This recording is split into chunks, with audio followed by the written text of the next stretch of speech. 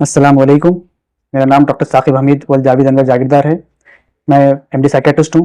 मेरा MBBS GMC Aurangabad घाटी से हुआ है और मेरा MD psychiatry Badnapur medical college से हुआ है।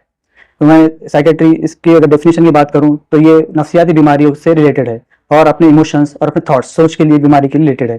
तो अगर इसके अंदर आप बात करें कि इसके अंदर क्या है और कौन से बीमारी आती है, तो मैं बताना चाहूँ कि इसकी एज जो है, इसकी जो एज है वो बचपन से लेके बुढ़ापे तक साइकेट्रिक कंडीशन रहते हैं।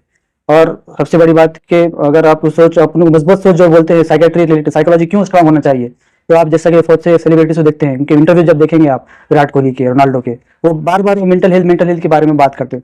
तो सिर्फ जिस्म का सिर्फ फिजिकल कंडीशन अच्छी होना ये फिटनेस के रिलेटेड नहीं है। अगर आपकी मेंटल कंडीशन अच्छी नहीं है तो आप फुल्ली फिट नहीं है। WHO जो कि वर्ल्ड हेल्थ ऑर्गेनाइजेशन है, वो भी डेफिनेशन में बताते हैं कि सेहत के लिए फिजिकल होना, मेंटल होना दोनों जरूरी है और सोशल होना।